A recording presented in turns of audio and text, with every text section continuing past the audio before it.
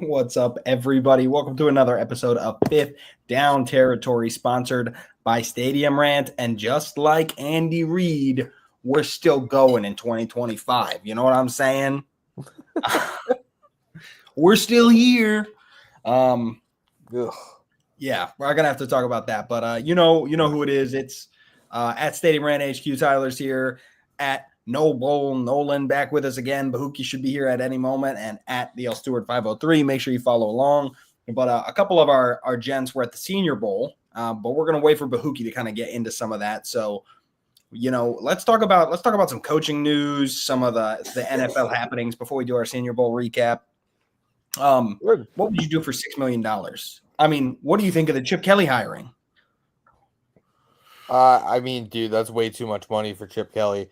We've kind of seen his offense not work in the NFL. Well, not necessarily his offensive system, but himself in the NFL.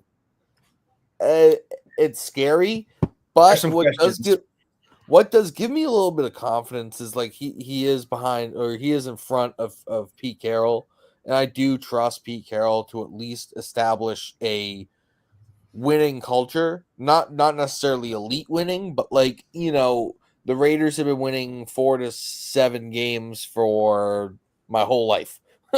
So to get them back into that 8 to 10 range, I think it's perfect for what Pete Carroll and Chip Kelly want to do. There's no hey guys, we need to get to the Super Bowl. It's more hey guys, let's win 8 games and maybe make the wild card 9 game, it's like that, so let's beat the Chiefs once. Yeah, well, no, they do that actually. Yeah, but they just don't win any of the other games, which is the problem. I feel like Pete Carroll and Max Crosby are a good match. I couldn't tell you why. Just feel like they're gonna have good energy. Yeah, no, I like that a lot. To me, the Raiders and Shedeur Sanders is pretty much a lock. That's the piece that they need. Brady mentors Sanders. Does he fall that far? I don't know. I think both the Browns, Giants, and Titans all have quarterback needs. Now, I've heard some Titans discourse that makes me think maybe they're going Travis Hunter 1 overall. It's him or Cam Ward, I would say. But I mean, I can't pass up on the Browns taking a quarterback. Or Abdul Carter. Yeah, a lot of the buzz around. I don't think Abdul Carter. I don't think you can discount him too. I think he's part of the conversation. I mean, he's probably in the conversation. Is he transcendent? Is he, because the other thing is, I think there'd be worse misses at number 1 but I'm not the GM, obviously. From the word that we kind of got down there in Mobile, a lot of the NFL scouts love Abdul Carter. Everyone likes him, yeah.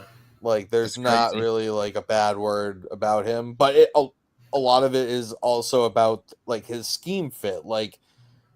If he goes to a team that tries to make him an outside linebacker, then that's an issue. He can do it, but he won't be maximized there. The team needs to have him be an edge rusher, on the defensive line. If you want to move him around a little bit, that's okay to give him some scheme versatility. That's fine, but you should be drafting a primarily dominant edge rusher rather than an off-ball linebacker.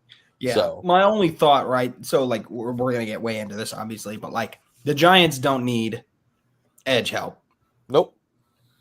The Browns, depending on what shakes out with Myles Garrett, could have a first-round pick that's not too far away from this, right? Mid-range. Mm-hmm. You're not going to get a starter. Maybe number 4 question mark? Yeah. We should probably talk a little bit about Myles Garrett here, huh? Yeah, so Myles Garrett has demanded a trade or requested a trade, as did Cooper Kupp. So we got quite a bit of news to talk about. No. Cooper Kupp didn't request that. He was being traded. Okay. Yeah, big. But anyway, so focusing, right, we're going to do a whole lot of draft things. I don't know why I'm holding a Wii remote cover. Just ignore that. Just was random. Where did it even come from? Where? What? This is a microphone. What the heck?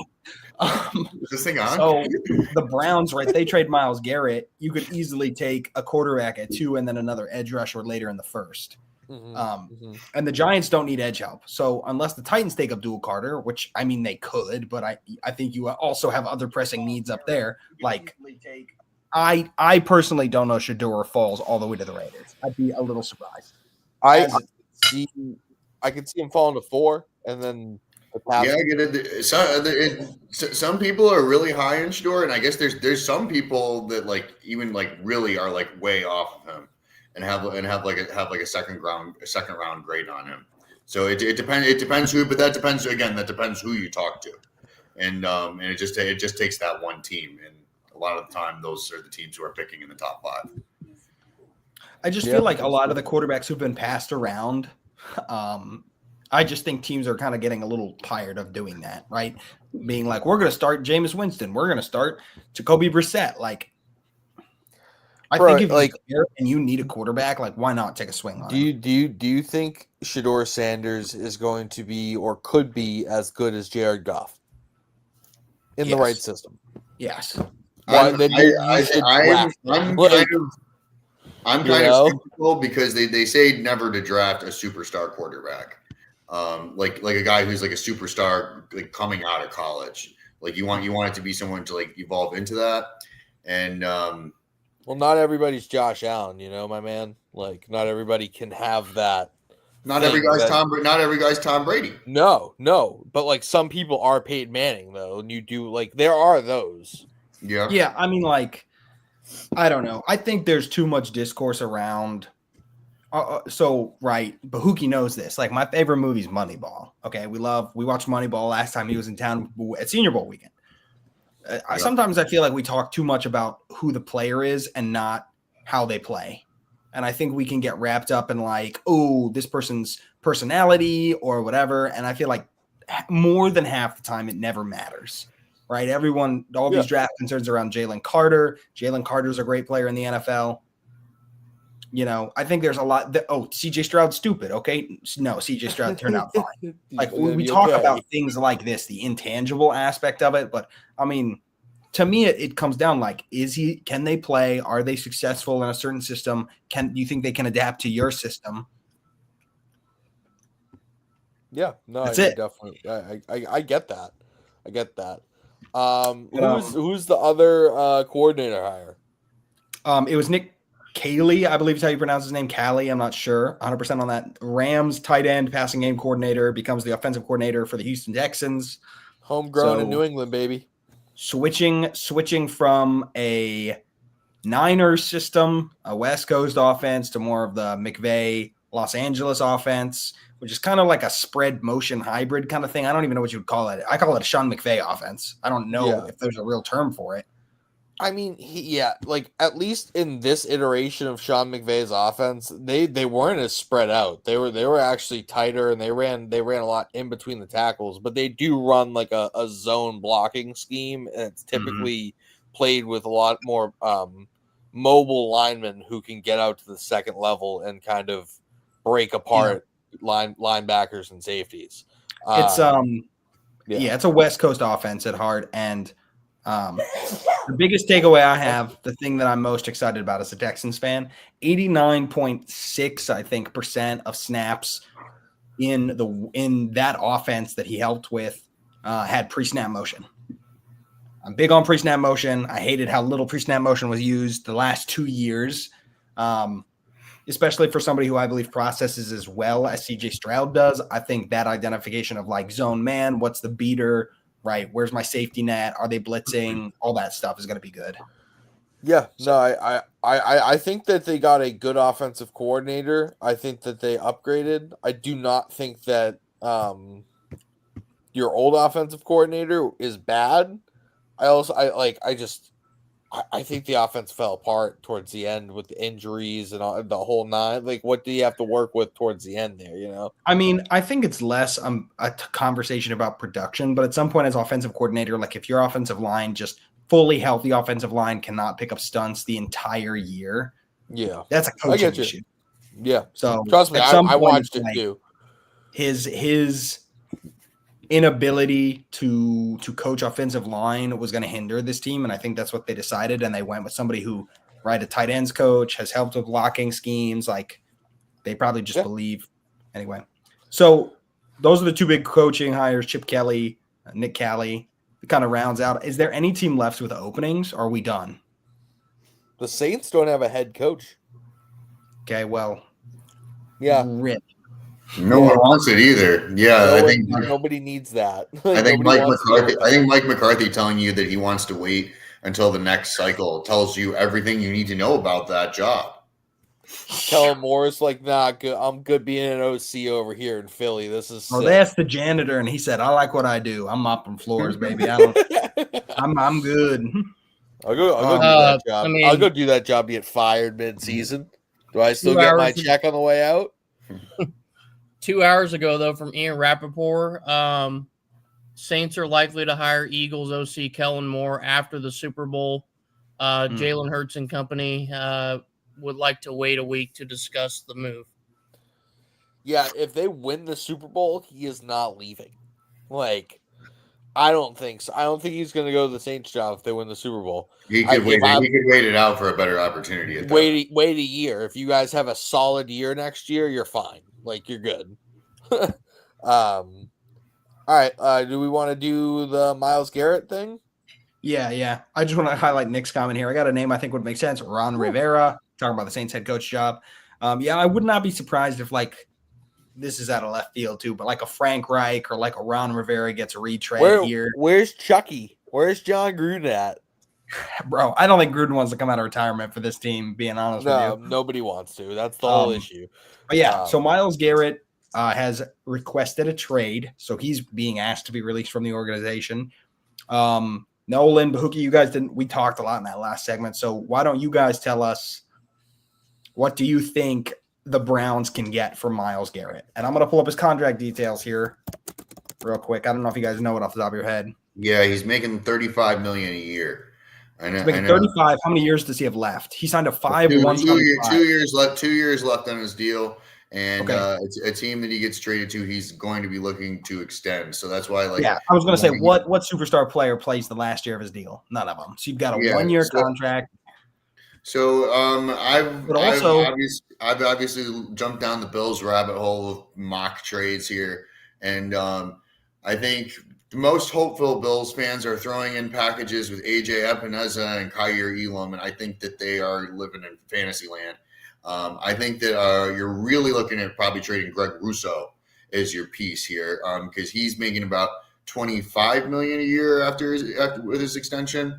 So it kind of helps kind of hedge your bet the money a little bit, but you're probably giving up definitely a first and then maybe a second, depending on what's coming back. The very well could be 2 firsts, and then maybe you're getting back a second and a third, something to that effect.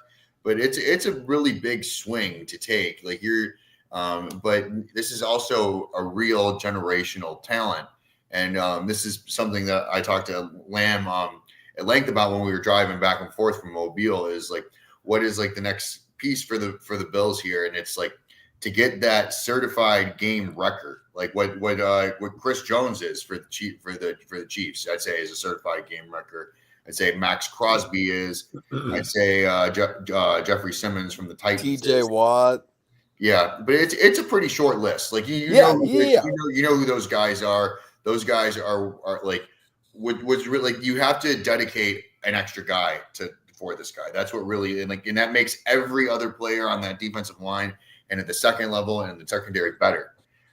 So if you're a team like Buffalo or Philadelphia or I don't think he's going to be getting traded to Baltimore, but if you're Washington, I think is a real good sleeper team here. I think Washington's a really sensible. Considering Jaden Daniels is on the rookie contract here, spend it. I feel like they've got a pretty good case to make a run at him here. I can give you two teams. One's a little fantasy. One's a little bit more legit. I'll do the legit one. Yeah, of course. We're here for both. No, we do have the number 1 pick. Not number 1, number 4 pick, and I think 4 for Myles Garrett straight up. Who said the Browns could draft Shador and Hunter? I have a proposition. I think the Steelers should trade 2 firsts and they should say, well, we have both the best edge rushers. Yeah, I don't think the Browns are trading. No more debate. Ugh. TJ Watt on one side, Myles Garrett on the other side. Don't even field an offense. Just let your defense play the whole time. But that's a great take. But the Browns aren't traded him to the Steelers. He's not going in the division.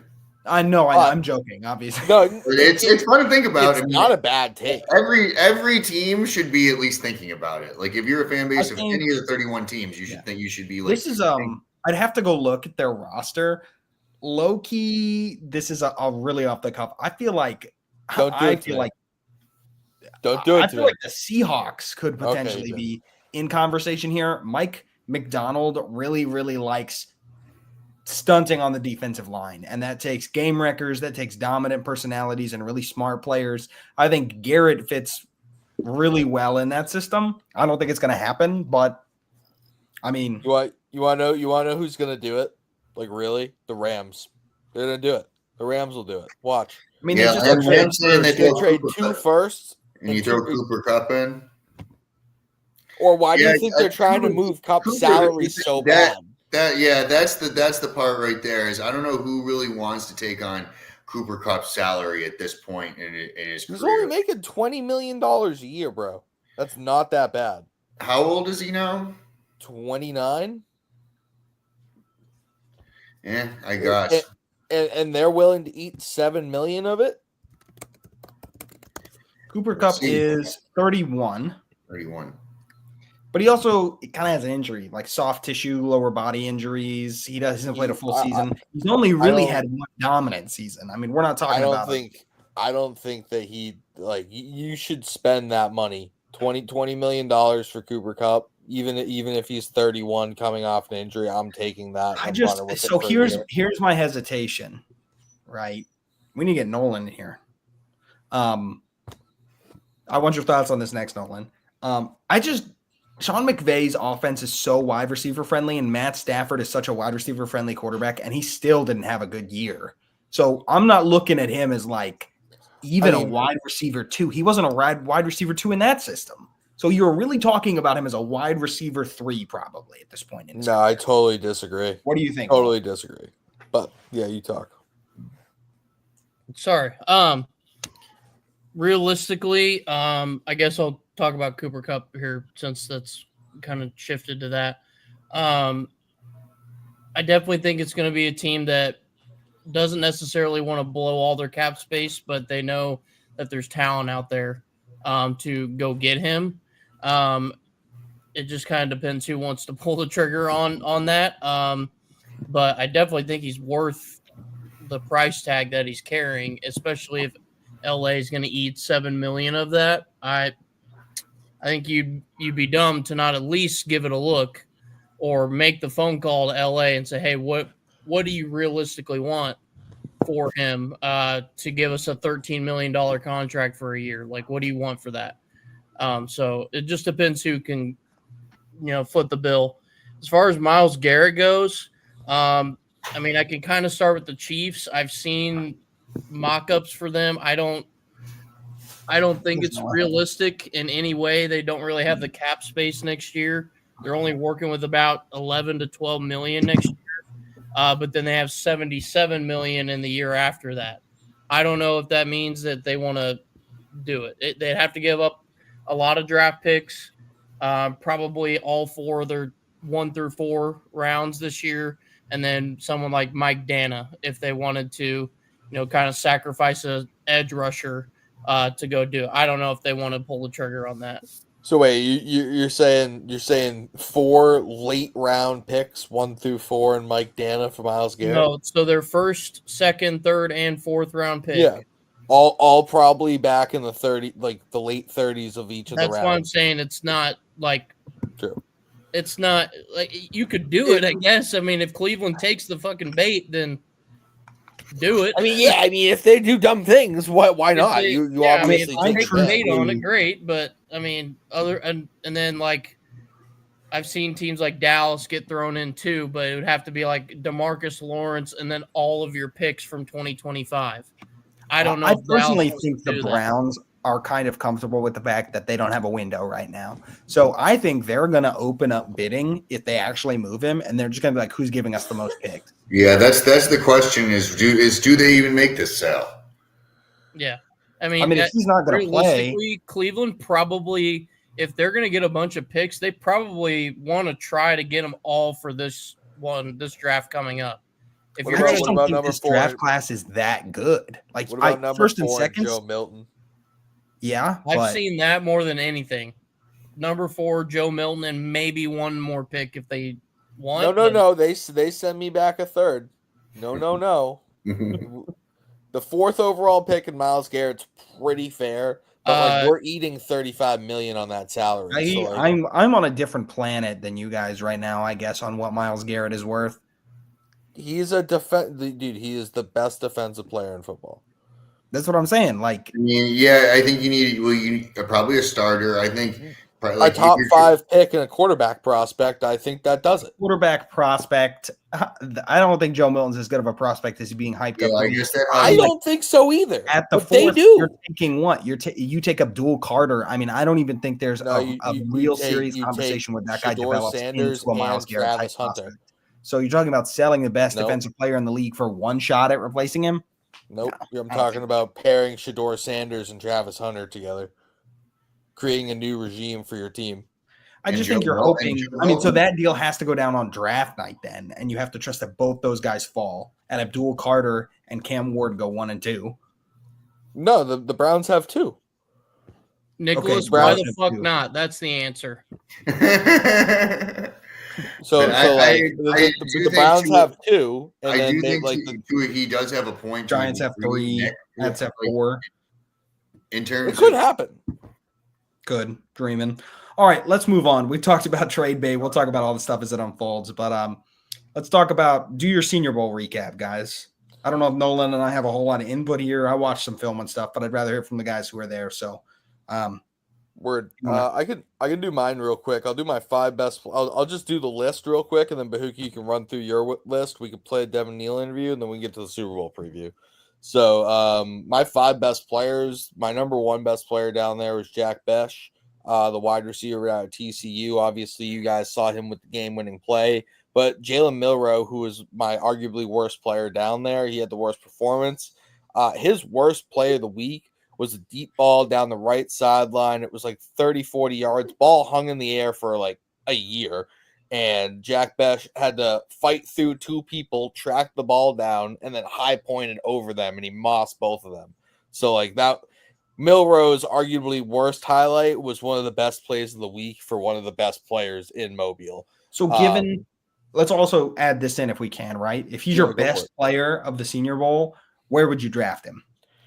I think he's still a later round pick, but I think he definitely improved his stock. I think he's definitely getting drafted now, and that might not have been the case before. Oh, I have him as a top 100 pick. If he comes out and runs a 4.5 like that dude should go in the top 100 because he is basically Puka Nacua. He balled out in the game too. He had I'm sure you guys saw the game-winning touchdown. Yeah. So it's also, this is also best performance. Like, he might not be the best player to come out of Mobile. I just thought he had the best week of me watching him and doing stuff like that. Second for me would be Walter Nolan. I was saying before the show, in 11 on 11s, he was unguardable. Dude was defensive tackle for Ole Miss. He was in the backfield every play. The interior linemen, the tackles, didn't matter where he lined up. He was moving everybody. That dude is just a straight rock. And his hand placement, violent. Very violent, accurate, hits you right in the chest, throws you on the ground. Donovan Edwards, I felt like, was one of the best prospects there. He was routinely cooking linebackers in one-on-one route running. It's really hard for a running back to shine when they're doing like 75% and not really tackling. So you can't really see contact balance and how hard it is to bring him to the ground. But like, he really showcased his hands, his receiving ability, his pass blocking. He was also one of the coolest dudes we met down there. I think that was Bahuki's. Sorry, buddy. It was. Then Jaden Higgins, 6'2" or 6'3", 210. I thought he was primarily like a possession receiver. He showed a lot of yak ability that I didn't think he'd have. He was really good in the short, intermediate area of the field as well. I thought that he was mostly a boundary guy going into the Senior Bowl, and I thought he showed a lot of talent inside, which gives him a lot of positional flexibility. And lastly was Azazriel Thomas, cornerback out of Florida State, for my best player. Like, I talked to him on Wednesday night during media day. We posted that on our Instagram. Go check out that interview. The next day, he made several pass breakups that were very, very just incredible to watch. Like, he recovered really well and made really good plays on the ball. As far as worst players, I already talked about Jalen Milroe. Jeffrey Basso was one of the people who's getting abused by Donovan Edwards all week. Like, wasn't really his fault. He's got great everything besides body control. His issue is controlling his body. He's got size, speed, and talent. It's a matter of start, stop, and go. Like that's his issue. After that, Landon Jackson. He didn't necessarily have a bad week, but I was hyping him up to have this like big week and be that big force. I just didn't see it. Like, he was okay, but like I was a little bit disappointed by that. Wyatt Milam, another guy who I kind of went in thinking that he was going to be like a man amongst boys down there, and he was getting pushed back. He's got some serious anchor issues. His lower body is just not really. It's not up to stuff. He's going to struggle at the next level, I believe. Harold Fanning as well. I thought he was going to be a beast. He was very stiff. He was not really fluid in his routes. And, well, he did have a good week. It was another player who I thought was going to, like, pop right off the field, and he really just didn't. Then, yeah, my coolest dude to meet was actually Jackson Slater, Sacramento State guard. He's a really cool guy. I actually gave him one of our hats. He's a friend of the show, friend of the company. So shout out Jackson. I know you're going to do a really good job in the league. Go for it, Boogie. Yeah, I'll go backwards through this list in the reverse order. So, yeah, coolest dude to meet. Lamb touched on it, was Donovan Edwards. We talked to him twice. We talked to him the first day, and then realized after we talked to him that we like actually didn't get anything on camera, and we're like, we got to go back and talk to this guy the second day. And we made reference to some of the stuff we said the day before, and it turned out to be probably our best interview. And we were going back and forth with him. He was super cool, dude. When we got there on Wednesday and we were watching him in one-on-ones, it was just really like, it was funny watching him go against some of those linebackers. Like, dudes were literally falling over themselves. Most disappointing players here. This is a tougher one. You don't want to like bash these guys like too much. These guys are great athletes. What they're doing here. And I think something that Lamb touched on, like with the last couple of guys, is like some of these guys like just like didn't really pop compared to like their peers the way we were expecting them to. Tez Johnson was like that for me. Ollie Gordon was like that for me. Just compared to like some of the other running backs that were there, and like in some of the people that you had like high expectations from. Landon Jackson was another one that Lamb touched on. He was kind of getting abused in one-on-ones a little bit. And then we both have Jalen Milroe right up at the top here. We were talking about putting a satire article out, which isn't entirely satire, I guess. I did quote it. I didn't title the article "Jalen Milroe sucks," but that is it was in discussed. the article. It was discussed for sure.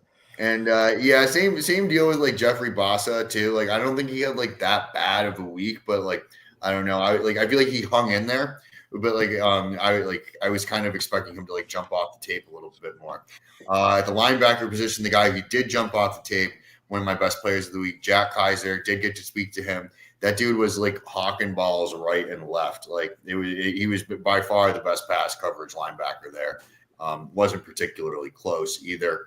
I was a big fan of LaQuint Allen. I went and got another guy I went and got an interview with.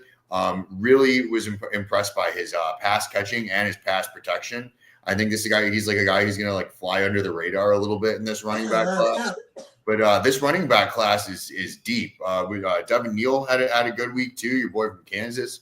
Like there's going to be a lot of guys who are going to be going like in the rounds 3 to 5 who are going to be difference makers at that position this year. Who else we got here?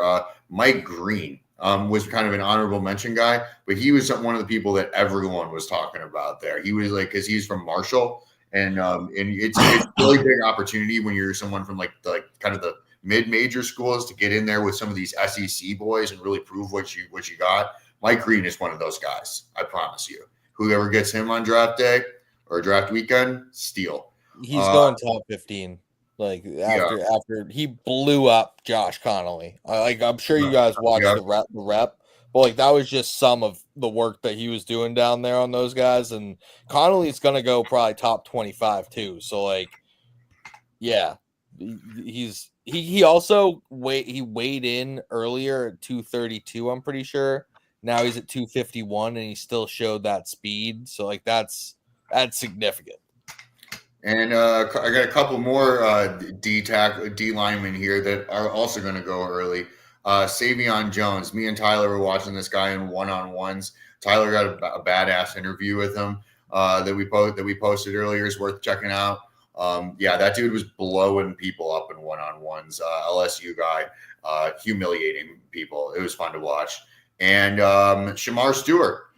He played so well that he left. He withdrew after practice on Wednesday. Like they had seen enough from him. He talked to the media people, and like he was like he had all his stuff packed up, and he's like, yeah, I'm good. I'm going top 20. I don't think I have anything else to worry about. Another stud on the defensive line, and last but not least, Elijah Arroyo. Okay, tight end out of Miami. Mason Taylor had a heck of a weekend too. There's some real good tight ends in this class, and we talk a lot about 12 personnel in here and the emergence of the tight end position. And this guy, I think, is going to have as close to a seamless transition as you can have. Like the way what we saw with Laporta come in and like produce immediately. This guy's got the body type to do it. It's usually such a huge jump from the college game to the NFL game at the tight end position. This dude is a grown man. I don't know if he's 21 or 22. Motherfucker looks at least 30. And he's like 6'4" and just absolutely yoked. He had a couple reps in one-on-ones. The one he scored and he just literally stared the dude down as he got up. Yo, he was the one who kicked the football over out of the stands too. Yes. He scored one and punted the ball into the stands. There were scenes. And yes, that's all I got for that section. Word. Are you ready for the Devin Neal interview? Yeah, hit us. Word, let's do it.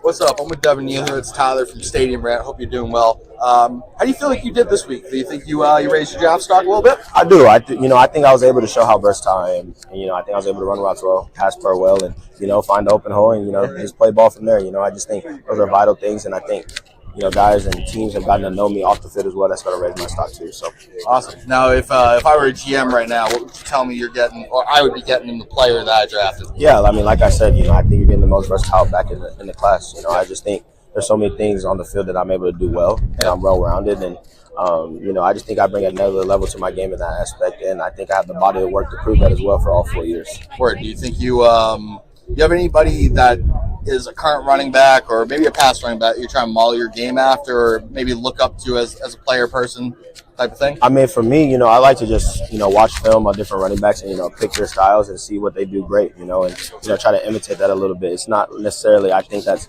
my player comp, but, I like to add different things and see what makes them great. Of course. You got to be you, man. Yes, sir. You got to be the best version of you. Absolutely. Hell yeah.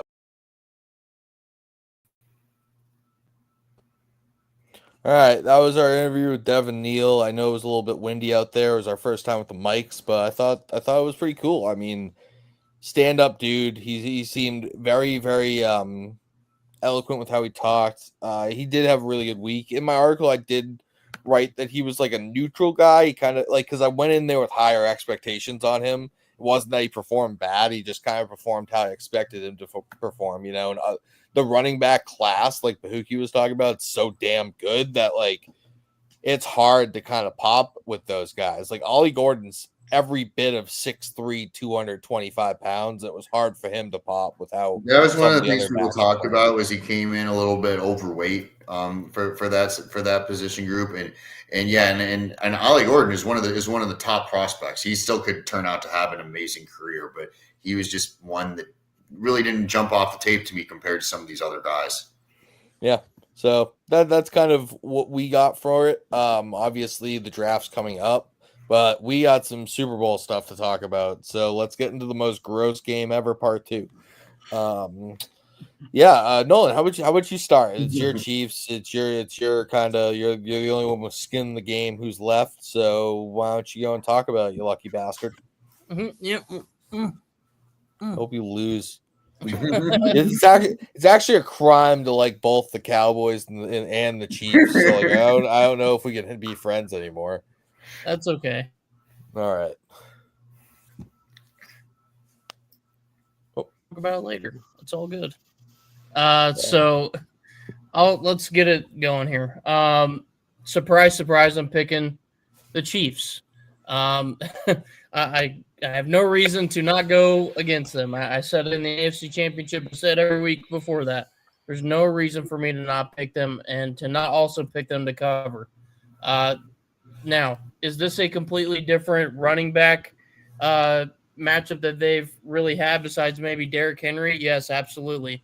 And that's what makes this such a tough matchup, because this is essentially an identical Eagles team from 2 years ago, but now they just add Saquon Barkley into the mix, and then a couple defensive tackles that are pretty damn good. Who was the running back the year they played the first time? Was that Miles Sanders or was it DeAndre Swift that year? I think it was Miles Sanders. Yeah, and then they got Swift the year after that. That was their rental year. Yeah, that was their down year. Yeah. I'm going with Mahomes for my stud. I think it's one of those games. That's just how he is. He could play like absolute trash all year and then make the bowl and just kind of flips a switch. So I'm going to go with him for stud. I'll go Pacheco for any time. I think they want to try to get him active. He's had a very, very slow kind of reintroduction into this offense over the back half of the season since coming back. Can't blame him. He had a broken leg. So it's tough to try to throw you back into the fire. And Kareem Hunt's played pretty damn well for you. So there's no reason to rush it. But I think they want to get him active because Kareem Hunt's going to have to work through this defensive line and try to make plays. And then Pacheco's going to have opportunities to be that X factor in the running backs. As far as keys to the game for the Chiefs, I think it's simple. Eliminate Saquon, cut the Eagles off at the knees. If you can get him pretty much, I would say under 100 yards, I think you played a pretty damn good game defensively. So cut them off at the knees, eliminate Saquon, and then force their hand in the passing game. Now, that can be dangerous if Devonta Smith and A.J. Brown, Dallas Goedert and company get going. But we have seen it. There is evidence when you stop their running game, they're the way you beat them. And we've seen them struggle in the passing game. So if you can do that, I think that's how the Chiefs get this one done. For the Eagles, keep Patrick Mahomes off the field. I said this last week or 2 weeks ago in the AFC Championship. Keep him off the field. It's as simple as that. Get more possessions, force 3 and outs, and I think that's kind of how the Eagles can manage this game in their favor.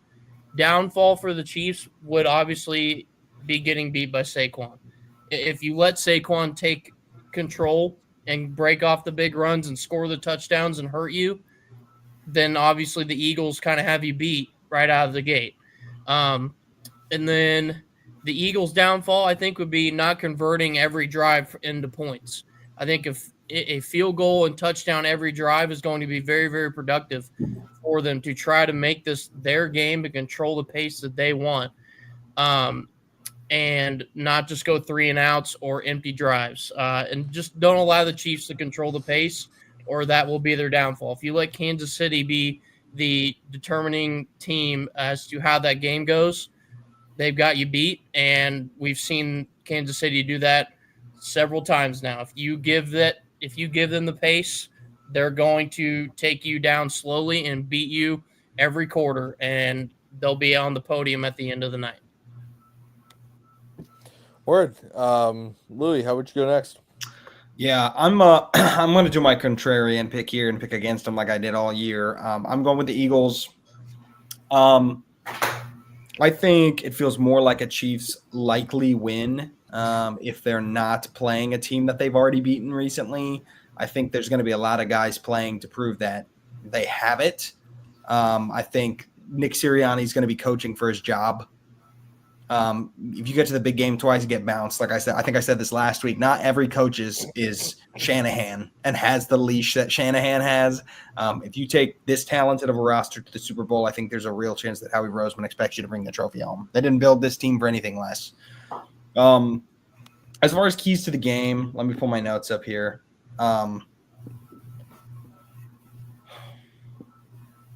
Okay, so I'm taking Eagles to win and cover. I said that already. I think the player of the game is going to be Saquon Barkley. I think he wants it bad. I think he's wanted it bad all season. I think he's shown that. I think him resting and not rushing for the record means he had something else in mind. I don't think he gave all of that up to have a bad game here. I think he wants it. I think he's going to get after it. My anytime touchdown scorer is Devonta Smith.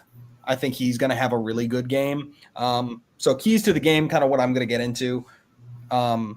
So I think what they have to do to win or lose, I think Saquon, either way, just kind of like Nolan touched on. But more, I think it's who wins the line of scrimmage, right? This is a really good coach defensive line under Spags, defensive line, edges, DTs, all that stuff. Obviously, Chris Jones is a game wrecker. Obviously, they were able to stop the Josh Allen tush push. Can they stop the Eagles tush push? Can they stop the big gaps from opening up? But, I mean, this is a mean Eagles offensive line too. So I think it's whatever team gets after it is going to get after it. I think advantage goes Eagles because their defensive line has a better advantage matchup on the Chiefs' offensive line than vice versa. But here's what I'm really going to talk about, right? 2 keys, underrated keys to the game that I think people aren't talking about. I think the Chiefs' receiving core has to play above their pay grade for this game to go well. Okay, they've done a good job engineering matchups that are favorable, but the Eagles have a really good secondary. They have young dudes back there. Andy Reid has to exploit that. You have to mix up the looks. You have to mix up the route trees. You have to get veteran dudes like DeAndre Hopkins involved in this game. He cannot go catchless. He cannot go 2 catches. This is the time to have people step up. Hollywood Brown, Xavier Worthy, like these guys have to get going because I don't see the run game being super effective. I just don't. This middle is going to clog really easily with Joe Tooney kicking out to tackle, likely staying at tackle. The interior offensive line just isn't what you want. Creed Humphrey's great, but the guards are questionable. They've been questionable all year. And I think they're going to really struggle against Jordan Davis and, Jalen Carter in the middle. For the Chiefs, I think it all depends on Jalen Hurts' efficiency. Okay, not his passing numbers, not his touchdown throws. Can he be efficient? Can he end this game with a 70% completion, right? Because what happens, right, Spags blitz on 3rd down. I don't care how many yards you get. Can you convert the 1st down? Can you get back to the ground game where you need to be? You cannot force this ball to A.J. Brown. There's going to be a temptation here. Oh, okay, we want to keep our star receiver past this year. We need to give him a big Super Bowl game. No, he's going to be matched up with Trent McDuffie all game long. You need to be able to spread the ball around. You need to be able to throw efficiently. A.J. Brown needs to end the game with 3 catches for 45 yards. It just is what it is. You need to feature Devonta Smith. You need to feature Dallas Goedert. And you need to feature Saquon in the passing game. Okay? You need to use your legs. You need to keep plays alive. So I think, right, can you block the noise out? Can you take the season away? Can you look at this game as one game, right? I know there's storylines that everybody wants to talk about, the Eagles passing game, A.J. Brown reading self-help books. Can Saquon do it? Can the Chiefs 3-peat? You have to take all of that away. can you play the game that's in front of you? Can you play it the way that you need to win? Yeah. Bahuki, go for it. I'll wrap us up. All right. Yeah, there's some good stuff from both of you guys. I really liked what Nolan was saying. He touched on a couple points that really kind of go for both teams in the pace and tempo. I think that is really what both of these teams are masters of, and why they are playing in this game is because they're both really good at staying on schedule and playing the game that they want to play. And not only them playing that game, but they're making their opponents play the game that they want to play. And it's which makes for a great Super Bowl. And I think it's very likely going to come down to how like the little things are done in like in the end of the halves and like those red zone opportunities, like, you know, field goals and touchdowns, winning the line of scrimmage. You know, it's a collection of all those little things. But getting into it here, I hate picking the Chiefs to win here, but I think that it's the right pick. Chiefs to win, and it's I wanted to choose the Eagles to cover, and I looked at the Hard Rock bet, and it's a 1-point spread, and I'm like, all right, well, I think the Chiefs are good for a field goal win here. My stud of the game is Spags. I think that he's good. He's good enough to be a head coach, and the Chiefs have done very well to keep him in this role for as long as they have. And I think that he is really one of the main reasons that the Bills aren't playing in this game, specifically the shift, the defensive line shift and pressure that they dialed up at the end of the game that they had been waiting to deploy on us all game, and they were just we played right into their trap. And so yeah, and I think that like that situational football that you get out of him, that's what's going to win them another Super Bowl here. I do like Saquon Barkley for an anytime touchdown score. I think that's never a bad bet in any game that he is playing in. So keys to the game here for Kansas City, we'll start with them. Play with confidence. Don't do too much. Be the Kansas City Chiefs.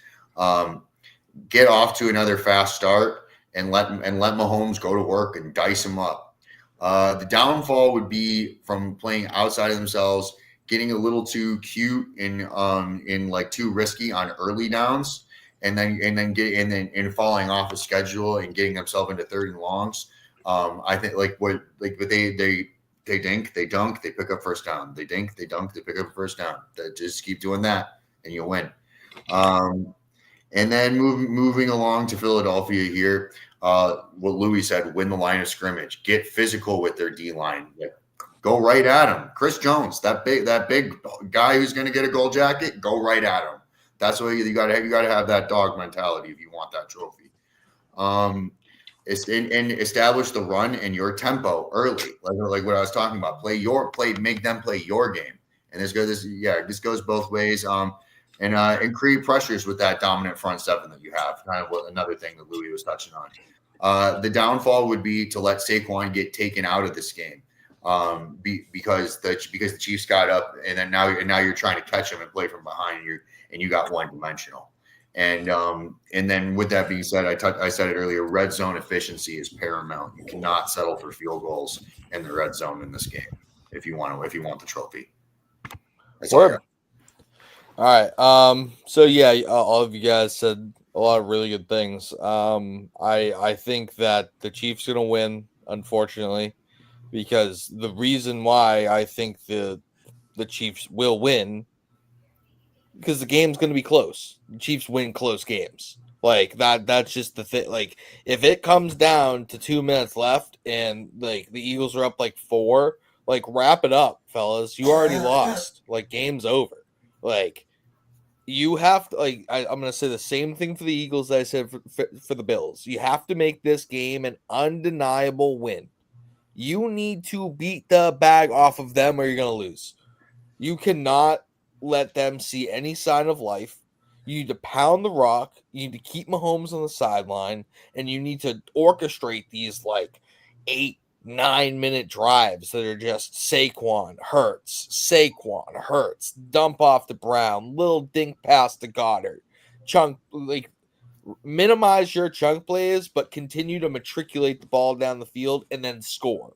Like obviously these things sound like, of course, man, that's how you win football games. But like whenever somebody plays the Chiefs, they try not to do these things, or they like get out of trying to do the simple things. And then not doing the simple things leads you into a close game where Andy Reid, Patrick Mahomes, and Steve Spagnuolo beat you up. Like you can't let this game be close down the stretch, Philly. Philly might have the heaviest offensive line in the history of this sport. Like those dudes are all absolute hogs. Like Bahuki was saying, hit the point of attack. Create the point of attack at Chris Jones. Don't let him create his point of attack where he is, and then everybody follows him. Yeah, make him use his momentum against him. Like sounds pretty crazy, but that's what it takes. It is. If you try and run away from him, if you try and game plan stuff away from him, he's just going to wreck your game. If you get up in his face, he's not expecting that. They're not expecting that. You were born a hog. Today you're a hog missile. Right. Absolutely. Move down the field. You get it. I mean, dude, they got Mekhi Becton in there playing right guard. Homie's almost 400 pounds. Like it's beefy. He's next to like Jordan Mailata, who's also 400 pounds. Like, yeah, I think what you have to tell those guys, like, one, you need to make sure that pregame speech is on point. Like just echoing what you're saying, right?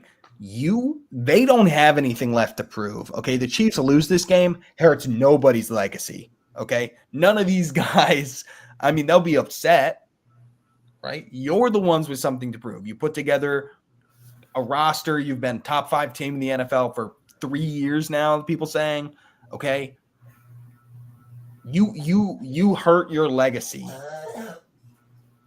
by losing this game, right? Yeah. Saquon needs this ring for the Hall of Fame. I'm being serious. He didn't break the record. Okay, if he never gets a ring, he's not going in. He needs this for the Hall of Fame. A.J. Brown needs this for any chance of the Hall of Fame. You have to win this game. Darius Slay. And they need to understand the stakes of that, right? Play with ferocity. Break every tackle. You can't, like Travis Kelce, Patrick Mahomes, Chris Jones, all those dudes are in. Okay, they're in the Hall of Fame now. They could retire today and be in the Hall of Fame. You're not. Play like I love that. We should clip that. So let's move into our Super Bowl parlay here. Nolan, I saw you pick the Gatorade. I can't parlay that. Is there anything like I looked, couldn't find it. We're sitting at a pretty juicy guy right now with a $5 bet winning $717. So y'all go. Let me look at. Where are you looking at that? Just so that I don't. FanDuel. FanDuel. Okay. Yeah. You guys go ahead. Let me look at what else is on there. I was hoping the Gatorade would be on there because that's always one of those just insane odd ones that you can throw down and win a lot of money on. Yeah, I don't know if all of the sports books are going to have that one though. That's going to be a special at some point. I doubt any of them are going to have them to be able to be parlayed. That's the thing. So, but I will start my anytime touchdown score. I don't even think I said it. I got so caught up in my rant there. Is actually D-Hop. And he's plus 650 to score. Him and the Philadelphia Eagles defense have the same odds to score a touchdown in this Super Bowl. What? Crazy. Like, I mean, Mahomes isn't throwing the ball 50 times a game. That's still DeAndre Hopkins, and he's still Patrick Mahomes. This is the fucking Super Bowl. Like, you want to talk about a guy who actually does this legacy? This game does matter on the Chiefs. DeAndre Hopkins. Like, if he gets a ring here, Hall of Fame, like, yeah, like same sort of situation. So for plus 650, that's hard for me to stay away from, my friend. That's a weird line. Like, did you guys know? Huh? Here's a fun fact for you: DeAndre Hopkins is the 21st player all time in receiving yards in the NFL. You got plus 600 on FanDuel? Plus 650. Wow, it's plus 400 on Hard Rock. Whew. You got the $200 point vig there, my friend. Oh my goodness. Yeah, with that being said, check what Saquon anytime first touchdown scorer is on yours, because I have plus 375 for mine. Oh, I got plus 430 on it. All right, well let's write plus 4. That's a little juicier. So let's just we'll just change it. Like does Saquon rip off another 75-yard rushing touchdown? I really like in the last round. I almost wanted to play Saquon first touchdown score like right before the game, and I didn't. And then it happened, and I'm like, oh. I played Kareem Hunt, Saquon Barkley first touchdown scorers. Cha-ching! Yeah, that's a pretty easy dub too. Yeah, I didn't even sweat that thing. I was sitting there. I was like, oh, they're not even taking Kareem Hunt out of the game. Word. You see what Pacheco's is on FanDuel for 60-plus rushing yards? Oh, 60-plus rushing yards? Plus 1,000. Am I reading that right? Line it up. Yeah, because they've been using, what's it called? He's plus 1,100 on Hard Rock. Oh, that's it. Might be a little ambitious. Who cares? It's the Super Bowl. You can scale it back to probably 40 you gotta lay at least one or two just ridiculous parlays down for the Super Bowl. So no, are we doing 40 or 60? Do 60. All right, I mean, how badly do we want to win money? I threw the 20 on it for 15,000.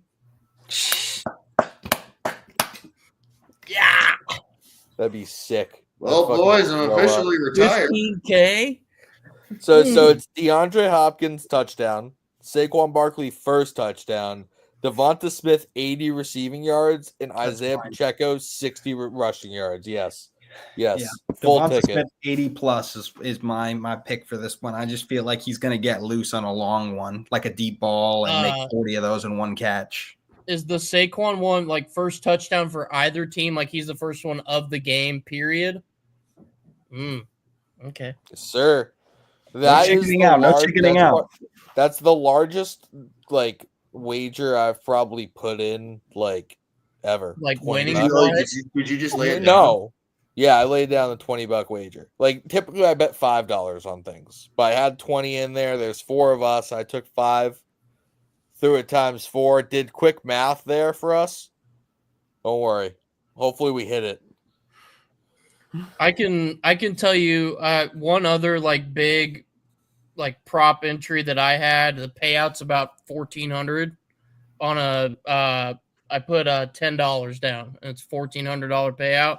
Kareem Hunt is the Chiefs' first touchdown scorer, so just for the Chiefs. Patrick Mahomes is higher than he basically has at least one rushing touchdown. Dallas Goedert has at least one rushing or receiving touchdown. And then Saquon is the Eagles' first touchdown scorer. $10 for a $1,400 payout.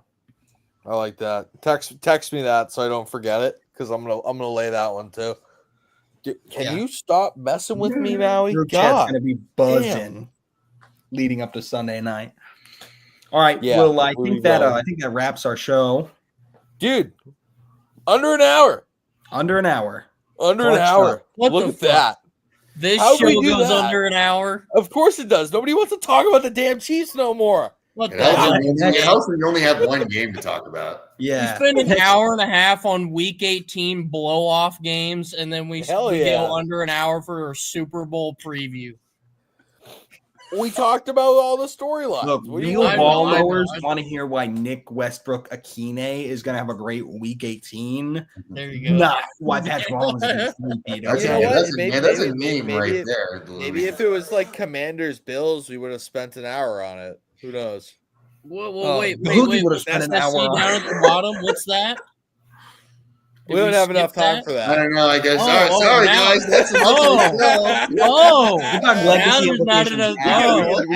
we can do legacy. Anyway, that's our show for this week, guys. Thanks so much for joining us this season for the real ones. We're going to be back next week. We have shows all off season. We're going to talk about the draft. We're going to talk about off season needs. All that stuff's coming up. But next week, is our ode to the 2024 season. We'll be laying our flowers at the feet of some team that I hate because I hate both these teams. We should do what's it called? We should look back at our takes. Our hot takes. We'll pull all those up and wade through the mud and make the worst of it. So you guys enjoy another Super Bowl. Can I plug something real quick? Go ahead. Just real quick. So on the putback, we did an interview. I know this isn't football talk, but we pre-recorded an interview with Trevor Hudgens. I went to college with him.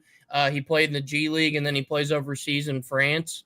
That interview will be kind of pieced together and go out here soon, so make sure to keep an eye out for that.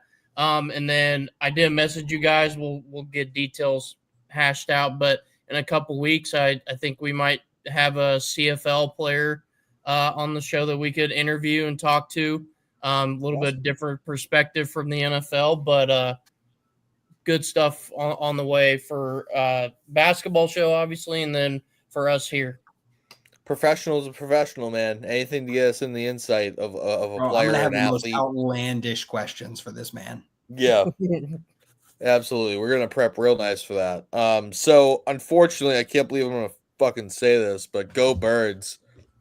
Go Birds. Oh, it was fucking horrible. I can't even believe I just did that. Wait, hold on. Wham. Your coping mechanisms are either DeAndre Hopkins gets a ring or Saquon Barkley gets a ring. That is all I will be talking about. All right, guys. As always, check out stadiumrant.com for all kinds of articles, breakdowns. Check out our social media at Stadium Rant. We're on everything. We're on Instagram. We're on X. We're on Facebook. So make sure you're following, reading. We appreciate everybody. We'll see you guys next week.